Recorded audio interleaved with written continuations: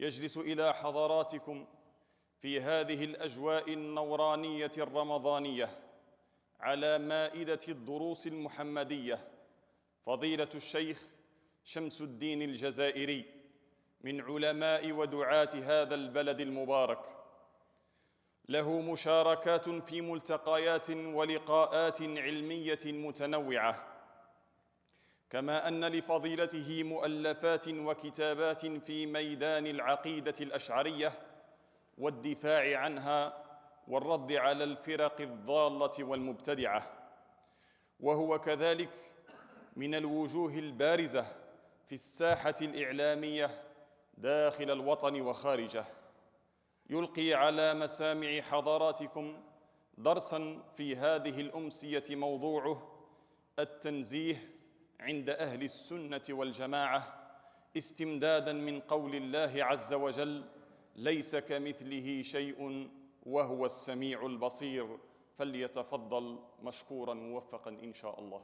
الحمد لله الواجب الوجود الدائم العطاء والجود الموجود قبل كل موجود، والصلاة والسلام على الرحمة المهداة سيدنا وحبيبنا وعظيمنا وقائدنا محمد صلى الله عليه وسلم، ملأ العلا بكماله، كشف الدجى بجماله، عظمت جميع خصاله. صلوا عليه وآله.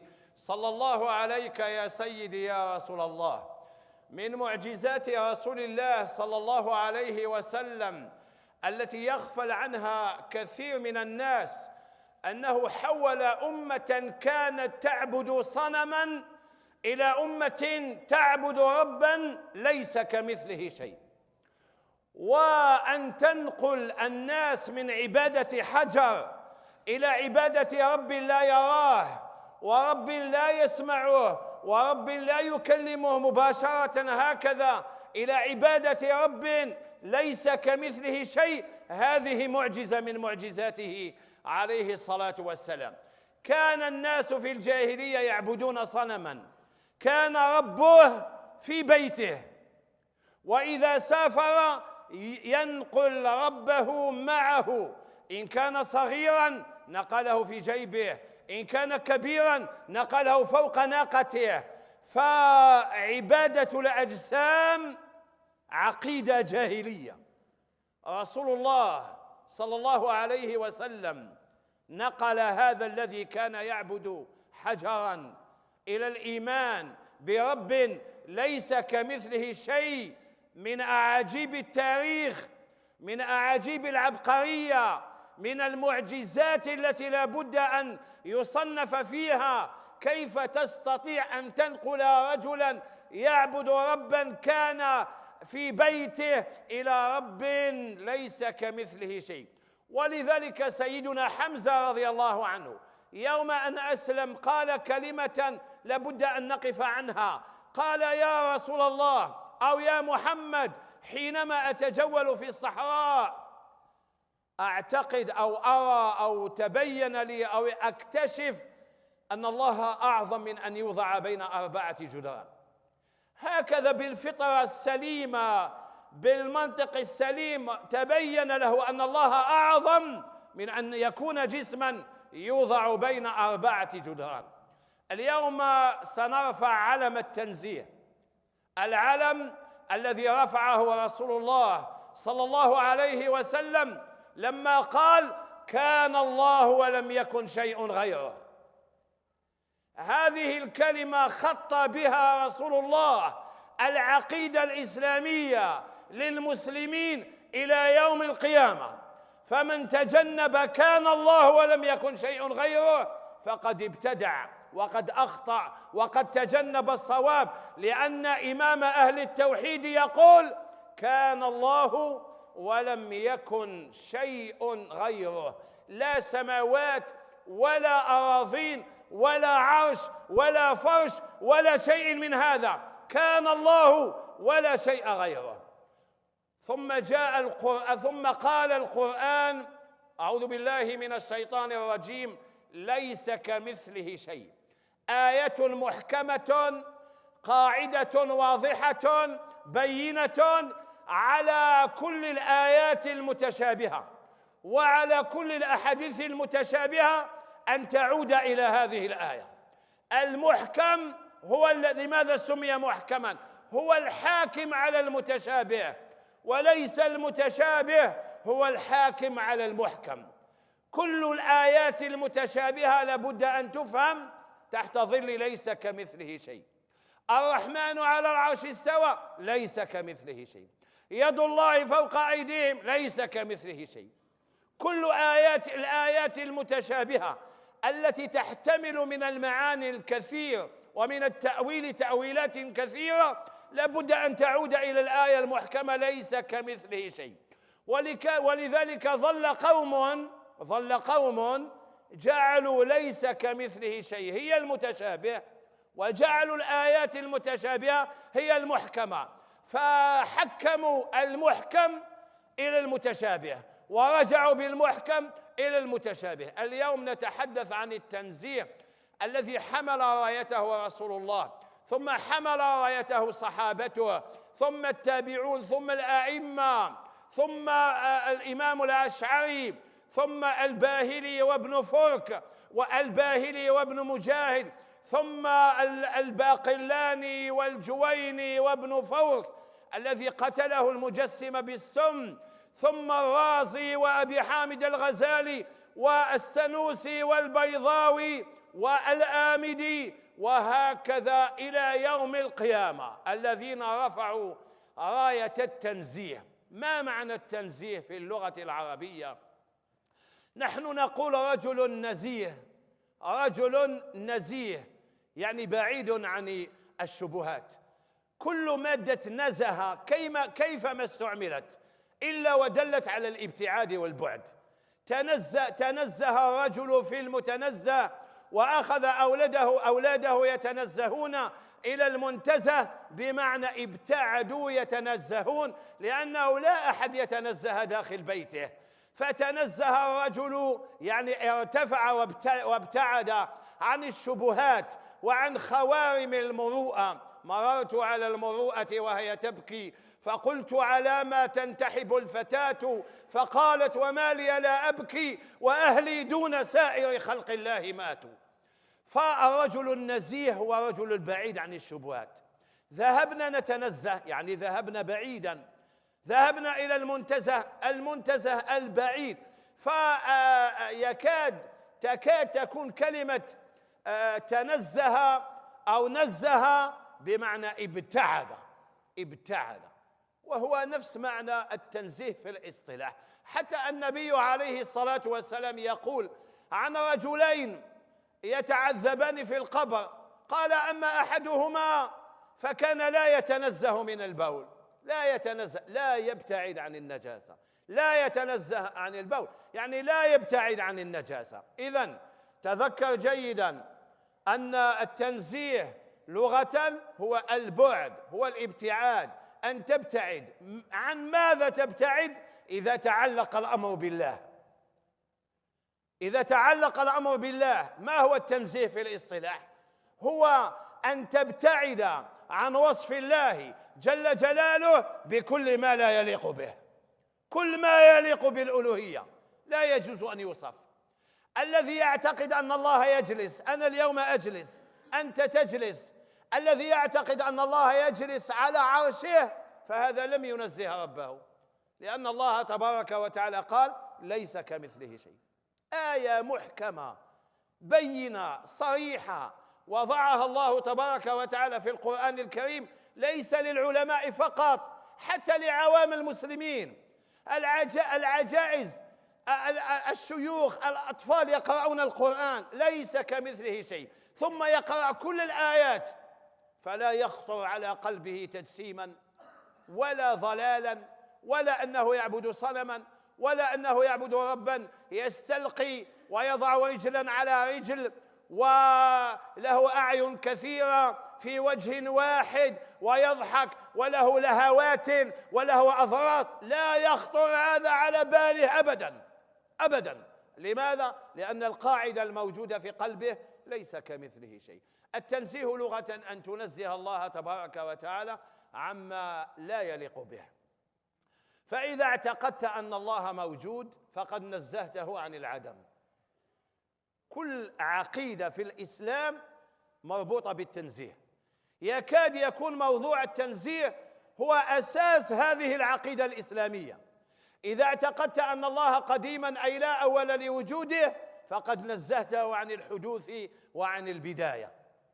إذا اعتقدت أن الله باق وهي صفة سلبية يتأتى بها نفي عدم الوجود، الوجود لا يفنى، فإذا اعتقدت أن الله باق فقد نزهته عن الفناء، نزهته عن الفناء.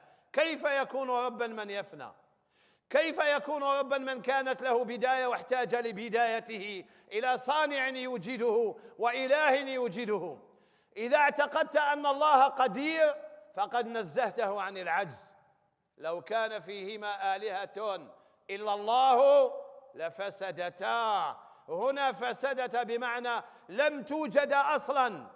كيف يكون هناك إلهين إما أن يتفقا وإما أن يختلفا؟ فإذا اتفقا على إيجاد الكون فيستحيل أن يكون هذا الكون كائنا، لأن الإلهين يجتمعان على التأثير على هذا الكون والتأثير على الشيء الواحد مستحيل. فإذا اختلف أحدهم قال للكون كن والآخر قال للكون لا تكن، فإذا لم يكن هذا الكون فالذي قال له كن لا يكون ربا، والذي قال لا تكن لا يكون ربا. لو كان فيهما آلهة إلا الله لفسدتا. فإذا اعتقدت أن الله قدير وهي من صفات الله تبارك وتعالى القدرة والإرادة. الإرادة صفة أزلية يتأتى بها تخصيص الممكن ببعض ما يجوز عليه. القدرة هي صفة أزلية قائمة بالذات بالله تعالى يتأتى بها إيجاد الممكن وإعدامه على وفق الإرادة، والإرادة على وفق العلم. إذا اعتقدت أن الله قدير فقد نزهته عن العجز، نزهته عن العجز. ولذلك سيدنا أبو ذر رضي الله عنه، كلنا يحب هذا الصحابي رضي الله عنه. أبو ذر الفطرة نتاعو هي احنا قبل الفطرة هي الهداية تاع ربي سبحانه. يشوف ثعلبان يبول على الصنم الذي كان يعبده من دون الله، فخطرت بباله مسألة القدرة. أرب يبول الثعلبان برأسه؟ لقد ذل من بالت عليه الثعالب. فلو كان ربا كان يحمي نفسه، فلا خير في رب لقته المصائب. برئت من الأصنام في الأرض كلها وآمنت بالله الذي هو غالب. شوف ربي سبحانه لما يسوق إليك الهداية. ولذلك شيوخ التصوف هم يسوقون الهداية من الله، لكن الله جعل هذه الهداية على يد فلان. يقول لك فلان أسلم على يد فلان تاب على يد فلان. هذا الذي تبت على يده ساق إليك الهداية، هذا الذي أسلم على ساق إليك الهداية. فإذا جعلك الله ممن يسوق الهداية إلى الناس على يدك فأنت إن شاء الله من المقربين. هذه نعمة لابد أن تشكر الله عليها. والذين يسوقون الهداية قد يكون من عوام الناس، لا يشترط أن من كبار العلماء من عوام الناس. أنا اسمحوا لي نقول لكم، امرأة من مدينة قالمة، عجوز كبيرة لا تفقه في الإسلام شيئا إلا أنها تقول لا إله إلا الله.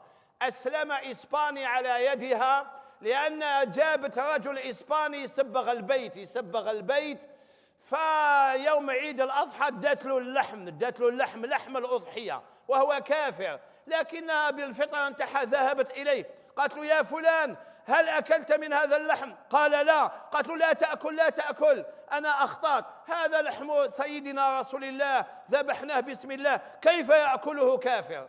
هكذا عقيدتها مسكينة أن هذه الأضحية كيف يأكل منها كافر. قال لها اتركيني أيام لا تأخذي اللحم، خليه في الثلاجة. فدرس وبحث، وبعد أيام أعلن إسلامه في المسجد لأن هذه العجوز بالفطرة نتاعها قالت هذا لحم كيف يدخل في رجل كافر وهو لحم المسلمين. بالفطرة البسيطة بالطريقة البسيطة ذهبت إليه وهي مرعوبة من أن يكون قد هذا الكافر أكل من لحم أضحية المسلمين، وساق الله الهداية له على يد هذه العجوز. هي تسوق الهداية، سياقة الهداية، والحمد لله. إذن التنزيه في المصطلح في الاصطلاح هو أن تنزه الله، أن تبعد الله تبارك وتعالى، أن تبعد عقيدتك عن كل ما لا يليق بالله تبارك وتعالى. هناك وأنت مطالب بالتنزيه وأن تعتقد أن الله ليس كمثله شيء.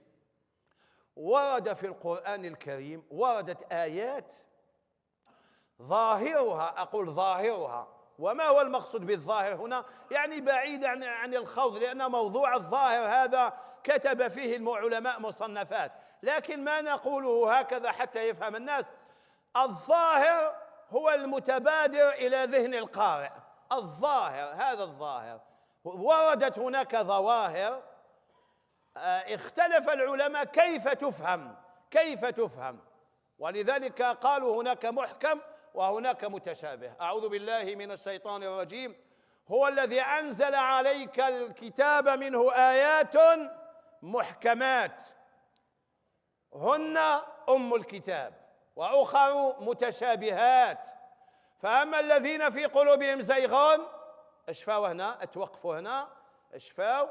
الذين في قلوبهم زيغ خشوا يأتي الراسخون، أو عندنا زوج صنفين من الناس، عندنا صنف الذين في قلوبهم زيغ وعندنا الراسخون. وأنت أيها المسلم اختار إذا أردت أن تتبع الذين في قلوبهم زيغ خيارك، وإذا اخترت أن تتبع الراسخون في العلم خيارك. القرآن يقول هو الذي أنزل عليك الكتاب منه آيات محكمات هن أم الكتاب. آية محكمة واضحة، آية محكمة. المحكم قال لك المحكم هو الذي لا يحتمل من التأويل إلا وجها واحدا.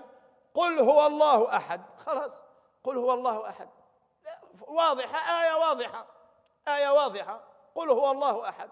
إنما الخمر والميسر والأنصاب رجس من عمل الشيطان فاجتنبوه. اجتنبوه فعل أمر، والأمر هو طلب الفعل للوجوب، وقد لا يكون على غير الوجوب، هنا للوجوب.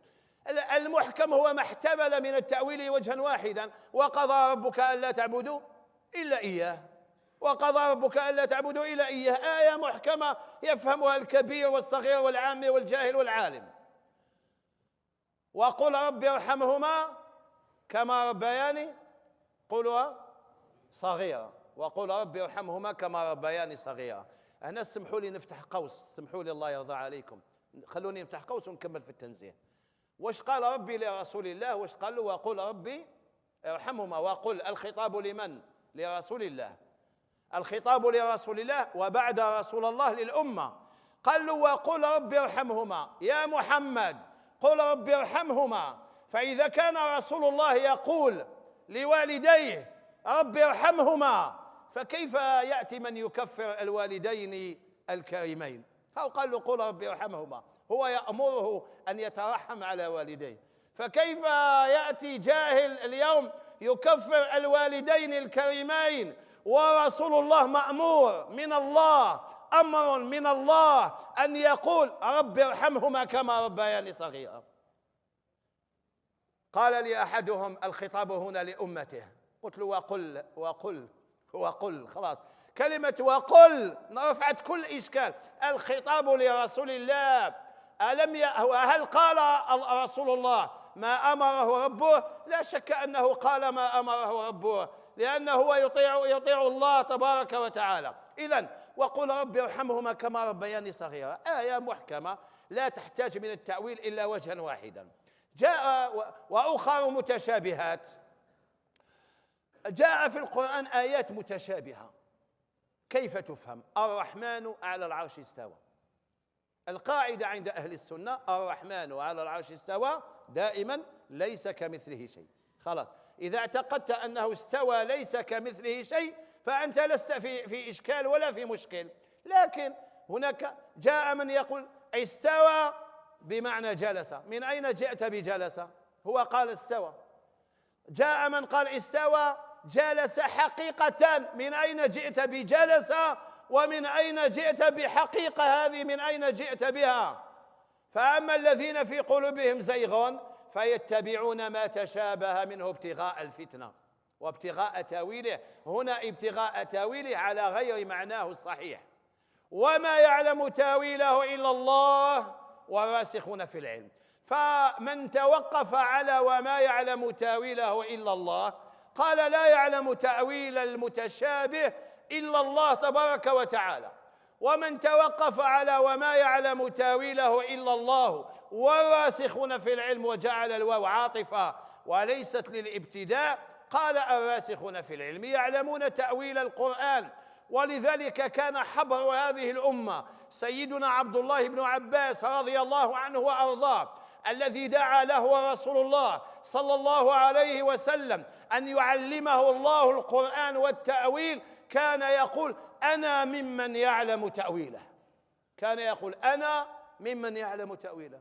والراسخون في العلم يقولون آمنا به كل من عند ربنا. قولوا لي بالله عليكم تبعوا مليح. والراسخون في العلم واش يديروا؟ يقولون آمنا به كل من عند ربنا. قولوا لي بالله عليكم ماوش حتى عوام المسلمين يقولوا آمنا به كل من عند ربنا؟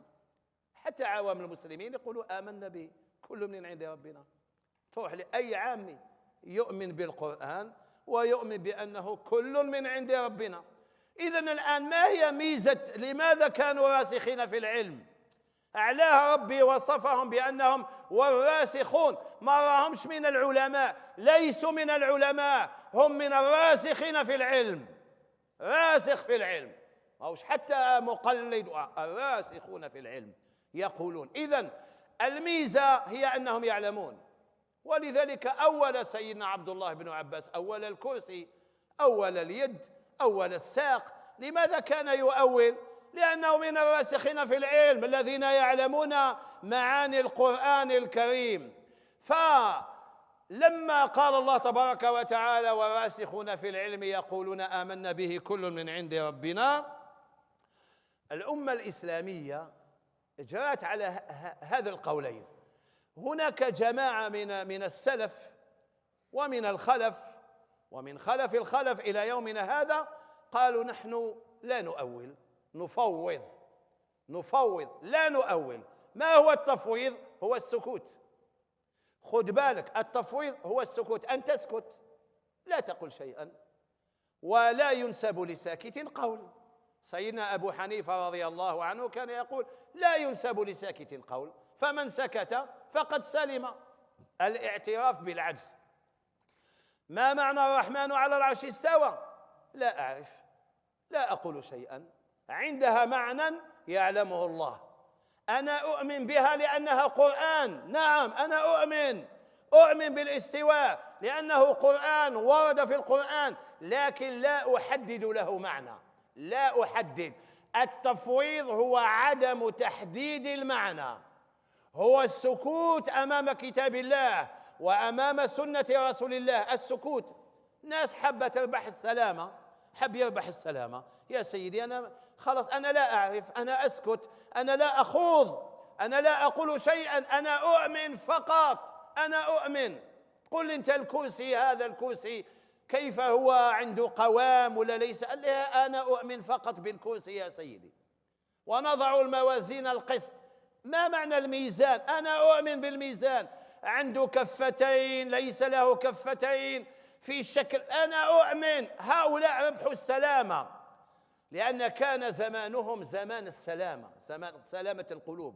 حتى أن الصبيغ أو الصبيغ أو لما جاء يسأل عن متشابه القرآن فسمع به سيدنا عمر رضي الله عنه فأخذه وأشبعه ضربا، ثم يسجنه ويسأله هل ذهبت تلك الشبهات؟ يزيد يشبعه ضربا حتى قال له يا عمر إن كنت تريد قتلي فاقتلني قتلا جميلا يا عمر. قال هل ذهبت تلك الشبهات من رأسك؟ كان يعالج هذه الشبهات والخوف المتشابهات بعراجين التمر. كان زمن سلامة هذاك الوقت. لكن لما دخل العجم في دين الله ونشأت الطوائف هذه معتزلة تحكم العقل وتجعل النص بعد العقل ولا تؤمن بصفات الله، وإنما يقولون أنها تقوم بغيره. نعم الله سميع بصير، ولكن في غيره، الله ذات بلا صفات. ثم نشأت الحشوية المجسمة الذين ساروا على المنهج اليهودي في الاعتقاد، المنهج اليهودي. أنا عمري ما قلت أنهم يهود، وإنما قلت ساروا على المنهج اليهودي في الاعتقاد. ونقول لكم المجسمة من أين جاءوا بالتجسيم؟ هذا سؤال مهم. مين جابوه؟ المجسمة من أين جاءوا بالتجسيم؟ تبعوني جيدا. اليهود كانوا يعيشون في مصر. اليهود أين عاشوا؟ عاشوا عند الفرعون.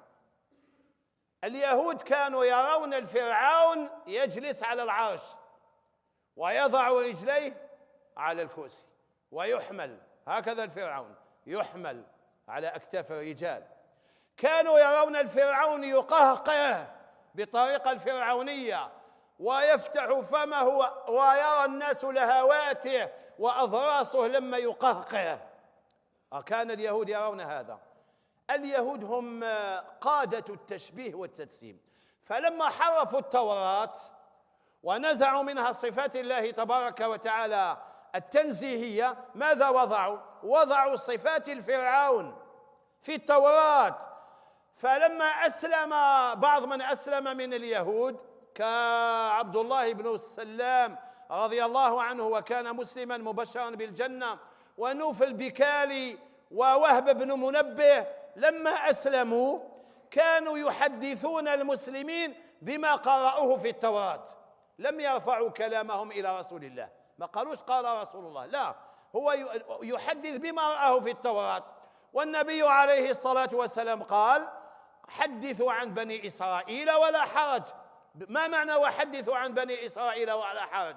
يعني لما تحدث عن بني إسرائيل تقول قال بنو إسرائيل، يعني أنسبها إلى بني إسرائيل، هنا لا حرج. قل قرأت في التوراة، هنا لا حرج.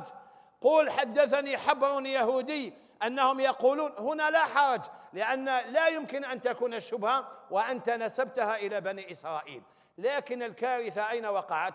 وقعت أن بعض رواة الحديث من الحشوية المجسمة يعتقدون أن الصحابي لا يحدث إلا عن رسول الله، فقالوا حدثنا فلان عن فلان عن فلان قال رسول الله، ورسول الله لم يقلها، وإنما هذا الحديث جاء من الإسرائيليات عن بني إسرائيل. وهكذا تسربت العقيدة اليهودية إلى الكتب الإسلامية وإلى المصنفات الإسلامية، فانبرى لها رجال أهل الله من أهل التنزيه، انبروا للتصحيح والتضعيف والتحذير، فبينوا وصنفوا وحذروا وحكموا بالوضع على هذه الإسرائيليات. لكن هذه الإسرائيليات نجحت في تشكيل جماعة آمنت بهذه الإسرائيليات، وهي عقيدة يهودية. ولذلك كنت أقول دائما أخطر تزوير وقع في التاريخ الإسلامي هو تزوير العقيدة اليهودية، حولوها إلى عقيدة إسلامية سنية سلفية مأخوذة من الكتاب والسنة، وهي عقيدة يهودية. من اعتقد أن الله في السماء، اعتقد أن الله في السماء. المسيحي قبل أن ينام يقول ربنا الذي في السماء، دائما المسيحي يعتقد أن الله في السماء، اليهودي يعتقد أن الله في السماء. ولذلك كل آيات السماء التي وردت في القرآن معناها العلو. احنا في الدرجة الجزائرية يا فضيلة الشيخ، في الدرجة الجزائرية لما يريد الجزائر يعبر لك على الرجولة يقول لك الخبز والماء والراس في السماء. وماذا يعتقد؟ يعني العظمة، الرجولة، العلو، ولا يعتقد أبدا المكان. هكذا السماء فيها النجوم، السماء فيها القمر، السماء فيها الكواكب، كيف يكون الله تبارك وتعالى الذي خلق هذه السماء كيف يكون فيها وهم يعتقدون أن الخالق إذا حل في المخلوق فهذا كفر. والله كفروا الإمام ابن عربي الصوفي، كفروه على زعم أنه يعتقد حلول الله في مخلوقه. تكفرون الإمام ابن عربي بتهمة أنه يقول بوحدة الوجود، ثم تقولون أنتم بوحدة الوجود فتعتقدون أن الله يحل في السماء. والإمام ابن عربي يقول في ديوانه: ودع مقالة قوم قال قائلهم بأنه بالإله الواحد اتحدا، الاتحاد محال لا يقول به إلا جهول عن عقله شردا، وعن شريعته وعن حقيقته، فاعبد إلهك لا تشرك به أحدا. هذا كلام ابن عربي. إذا أردت أن تتهمه بعد هذا، وهذا في ديوانه، فهذا وما اخترت أنت. ودع مقالة قوم قال قائلهم بأنه بالإله الواحد اتحدا، الاتحاد محال لا يقول به إلا جهول عن عقله شردا، وعن شريعته وعن حقيقته، فاعبد إلهك لا تشرك به أحدا. كيف تكفرون الرجل بتهمة اعتقاد حلول الخالق في المخلوق، ثم تعتقدون حلول الخالق في العرش، ثم تعتقدون حلول الخالق في السماء؟ سبحان الله. إذن السلف رضي الله عنهم وش كان الموقف نتاعهم من المتشابه؟ الموقف نتاعهم، أعوذ بالله من كلمة أنا، على خلاف كثير ما تسمعون وما تقرؤون، يقول لك السلف يفوضون والخلف يؤولون. العبارة هذه ليست دقيقة، ليست دقيقة، وإنما أنا أقول أعوذ بالله من كلمة أنا أن السلف فوضوا ما يجب تفويضه وأول ما يجب تأويله. ليس كما نسمع كثيرا ما يقولون السلف يفوضون هكذا، كأن السلف لم ينقل عنهم تأويل ولا تفسير، حتى قالوا مذهب السلف أحكم ومذهب الخلف أعلم. وأنا أعوذ بالله من كلمة أنا أرى أن السلف أول ما يجب تأويله وفوضوا ما يجب تفويضه، والخلف كالسلف أول ما يجب تأويله وفوضوا ما يجب تفويضه. وإلى يومنا هذا لا زالت هذه المسألة، بعض العلماء يؤولون وبعضهم يفوضون. ما هو التأويل؟ التأويل هو حمل الآية على غير ظاهرها المتبادر إلى عوام الناس، حمل الآية على غير الظاهر المتبادر إلى عوام الناس. لما ربي سبحانه وتبارك وتعالى يقول عن الشعراء، وش بهم الشعراء؟ يتبعهم الغاوون ألم ترى أنهم في كل واد يهيمون. أين هذا الواد؟ أين هذا الواد الذي يهيم فيه الشعراء؟ أين هذا الواد؟ واد الحراش، واد سيبوس، أين يقع هذا الواد؟ أين هذا الواد؟ أين هذا الواد؟ هنا الواد ليس على ظاهره، فمن فهم الواد هنا على ظاهره فقد دل على ضعف عقله وضعف علمه وجنون قد يصيبه، وأنهم في كل واد من أودية الشعر، من أودية الشعر. الشاعر حتى قيل أن أفضل الشعر أكذبه. الشاعر يقول لك وصعدت إلى السماء وقطعت يدي ولم يصعد لا إلى السماء ولم يقطع يده. فلما القرآن يقول لك وما أرسلنا من رسول إلا بلسان قومه، بلسان قومه، هنا معناها الرسول جاء بالعضلة هكذا، بعضلة اللسان إلى قومه. هنا من الواضح وما أرسلنا من رسول إلا بلسان قومه، بلغة قومه، بلغة قومه. فعبر القرآن عنها باللسان، لأن اللسان هو آلة الكلام، آلة الكلام. فالسلف رضي الله عنهم أول ما يجب تأويله لم يتحرجوا، لم يتحرجوا، واشترطوا ثلاثة شروط إذا توفرت فالتأويل صحيح. خلاص، الأمر بسيط جدا، ماشي كما اليوم حبوا يعقدوا العلماء. القرطبي يقول لك خذ حذرك من القرطبي يؤول، خذ حذرك من الطبري يؤول، خذ حذرك من، لماذا لا أخذ حذري؟ قالوا 3 شروط إذا توفرت التأويل صحيح. الشرط الأول أن تكون الآية تحتمل المعنى، كل من عليها فان ويبقى وجه ربك ذو الجلال والإكرام. سيدنا عبد الله بن عباس رضي الله عنه يقول وجه ربك ذاته، يعني ويبقى ربك. إذن هل الآية تحتمل هذا المعنى؟ نعم، الآية تحتمل هذا المعنى.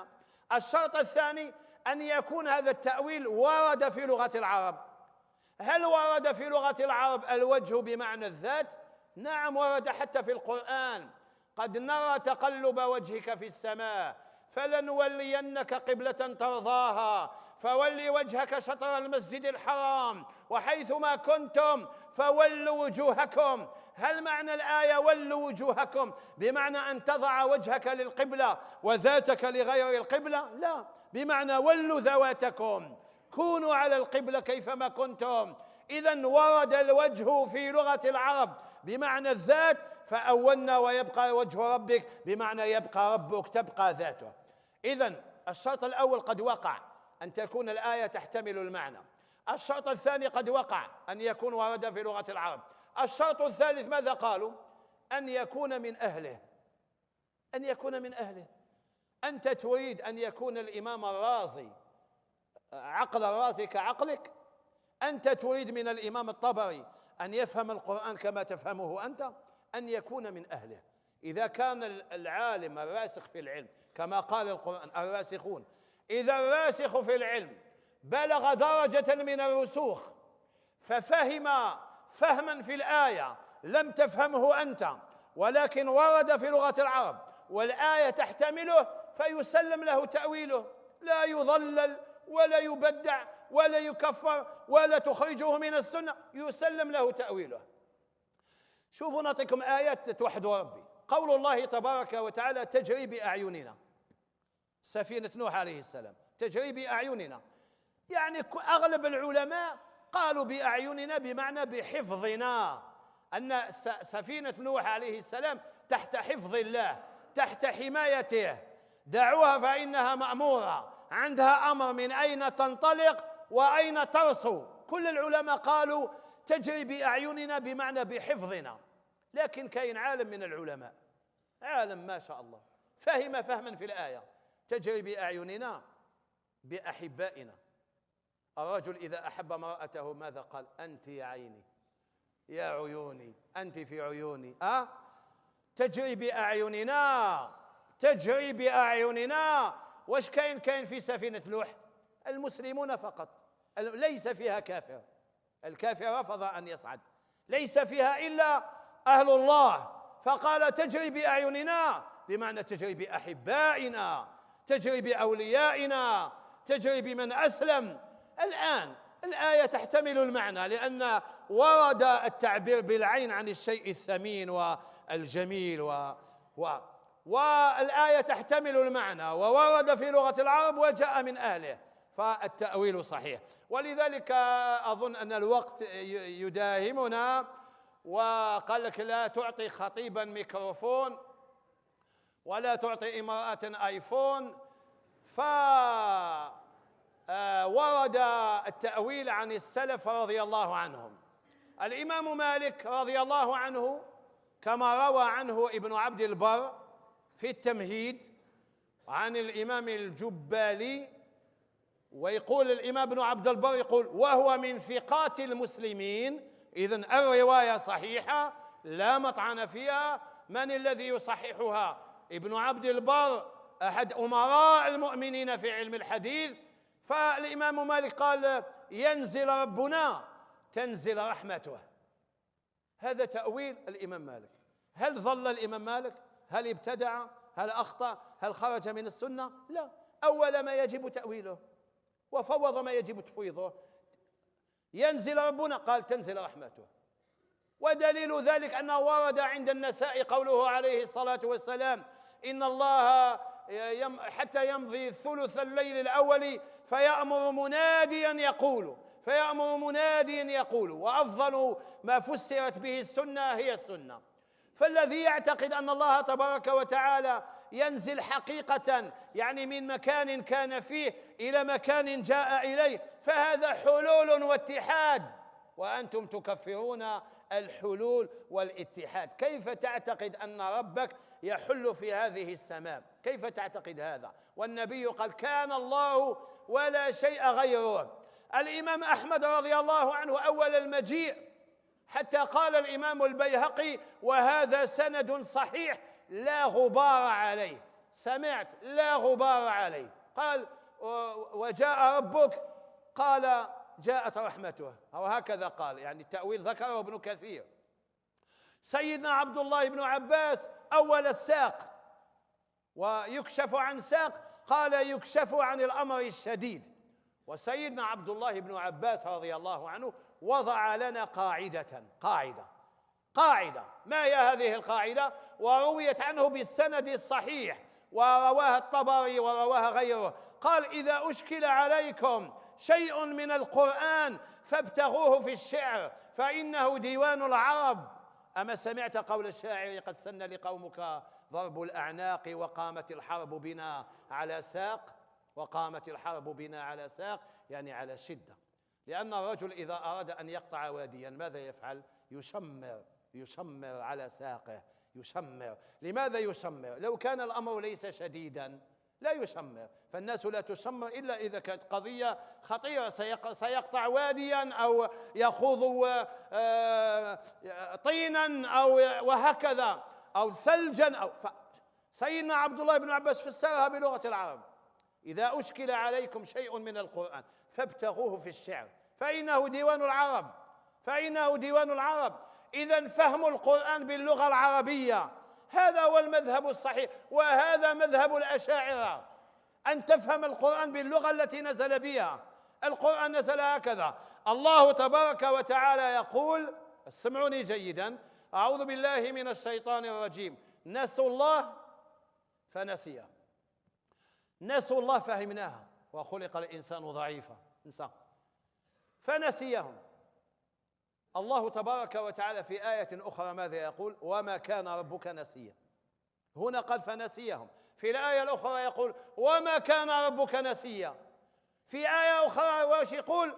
ولو كان من عند غير الله لوجدوا فيه اختلافا كثيرا. إذن الاختلاف ليس موجود في القرآن. إذن نسوا الله فنسيهم يختلف معناها عن وما كان ربك نسيا. نسيهم ذهبنا إلى اللغة العربية فوجدنا بمعنى أعرض عنهم من باب المشاكلة، أعرض عنهم. أنتم نسيتم الله فهو يعرض عنكم.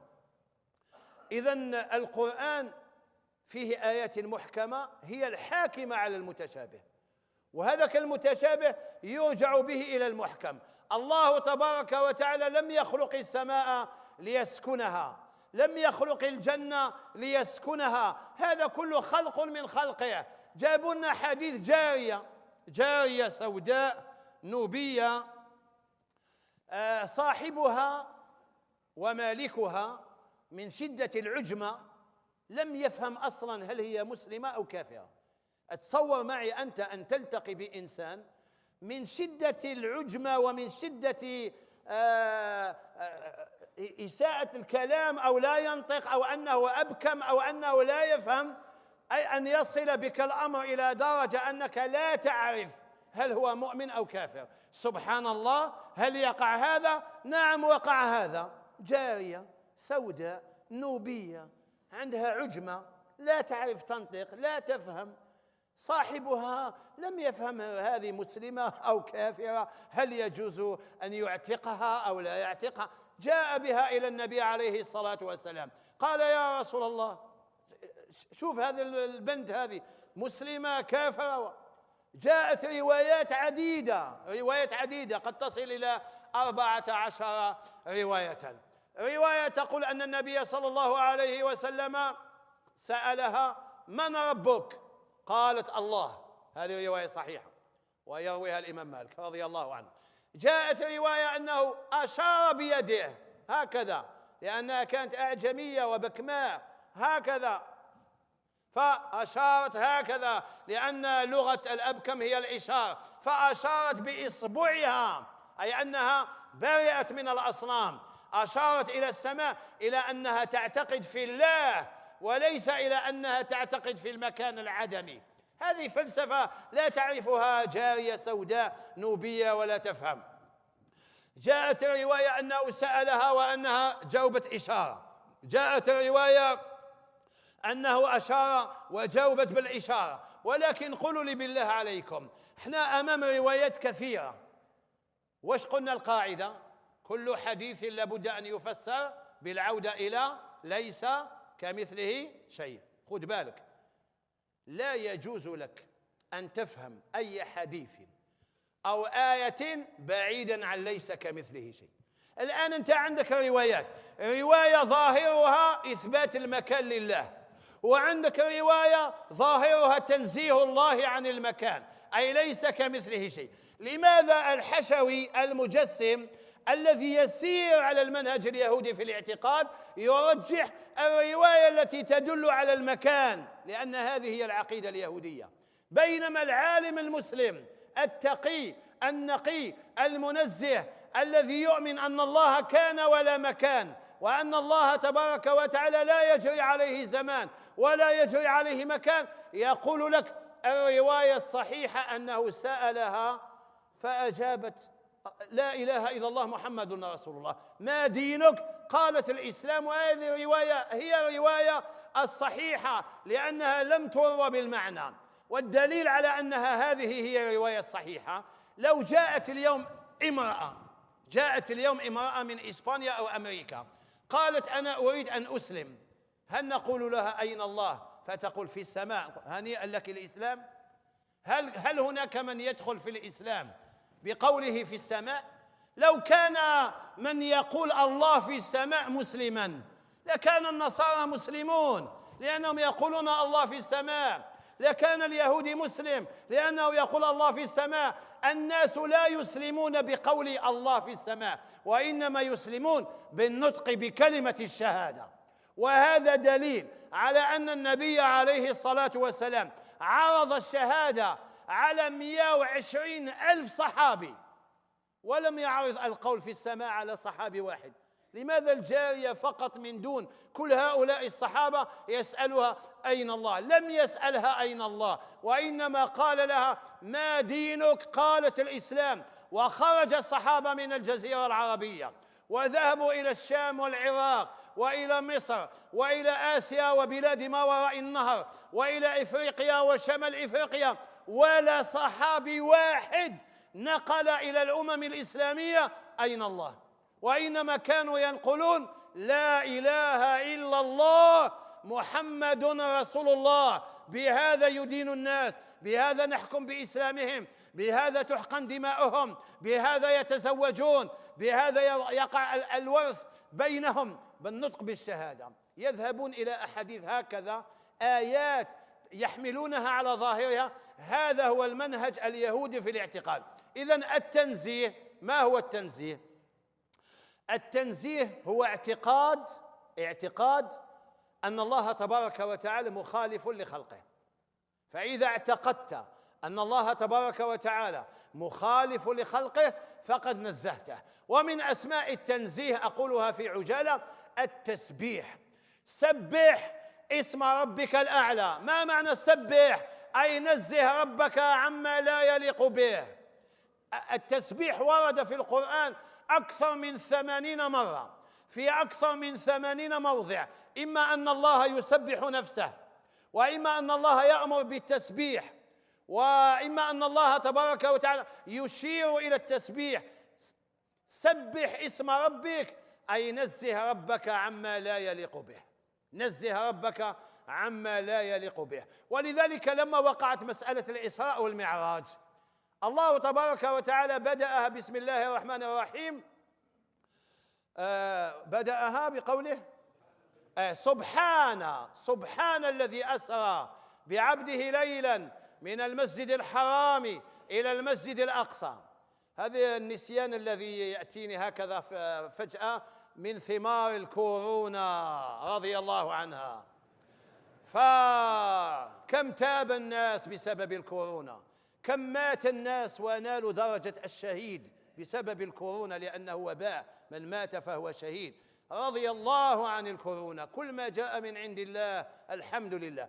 سبحان الذي أسرى بعبده ليلا من المسجد الحرام إلى المسجد الأقصى الذي باركنا حوله. لماذا بدأ بسبحانه؟ لأنه سيشير إلى الزمان. سبحان الذي أسرى بعبده ليلا ليلا ليلا، هذه لعبده ولا لله؟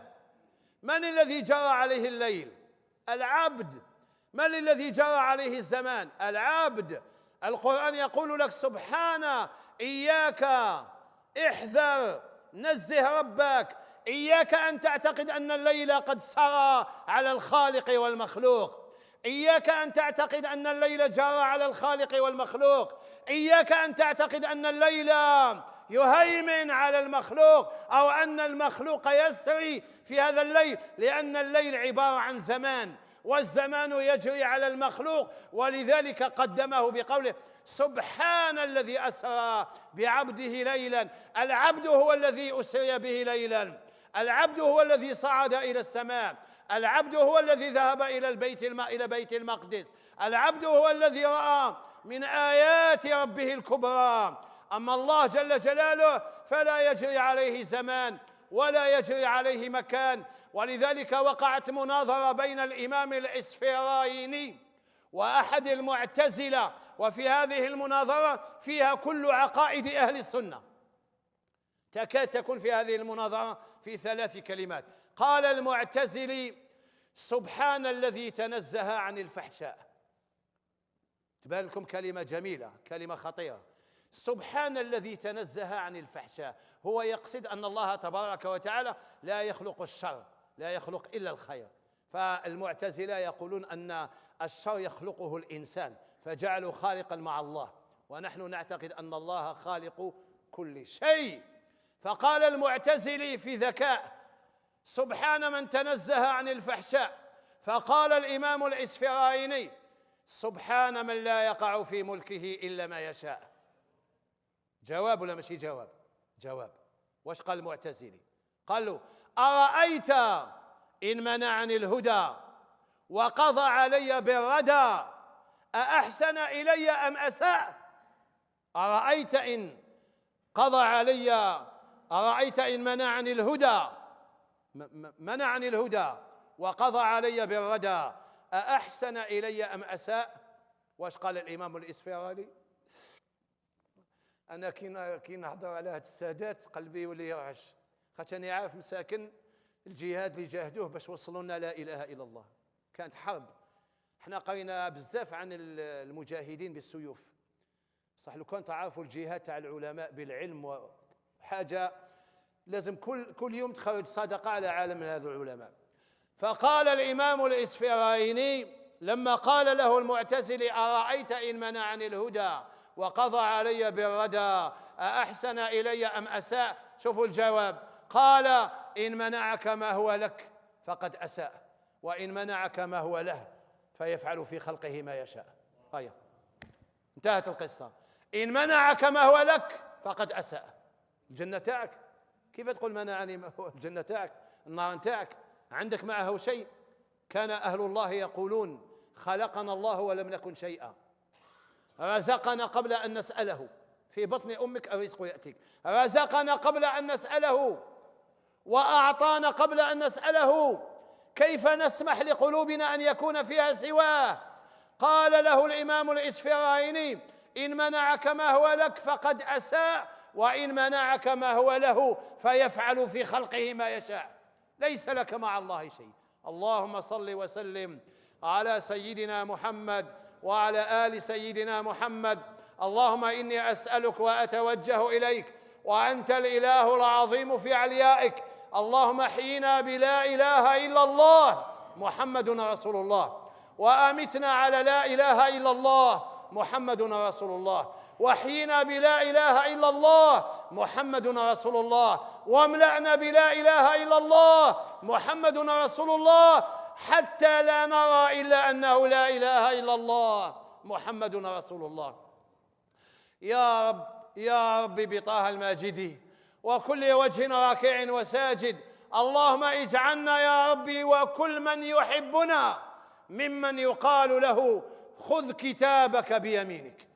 اللهم كما جمعتنا في هذه الزاوية المباركة وهذا المسجد المبارك مع هؤلاء المباركون من الشيوخ وأهل العلم والعلماء وطلبة العلم، اللهم يا رب احشرنا تحت راية إمام أهل التوحيد صلى الله عليه وسلم. اللهم إن الجزائر خائفة فأمنها، وإنها عطشانة يا رب فاسقها. اللهم إني أسألك يا رب العالمين ونحن في نهار رمضان، اللهم انصر أسود الأنفاق واحفظهم من أهل الشقاق والتثبيط والنفاق. اللهم مدهم بمدد من عندك، اللهم مدهم بمدد من عندك، اللهم مدهم بمدد من عندك حتى يدهش عدوك ويفرح من آمن بك. وصلى الله وسلم على سيدنا محمد. آمين والحمد لله رب العالمين. والسلام عليكم ورحمة الله وبركاته.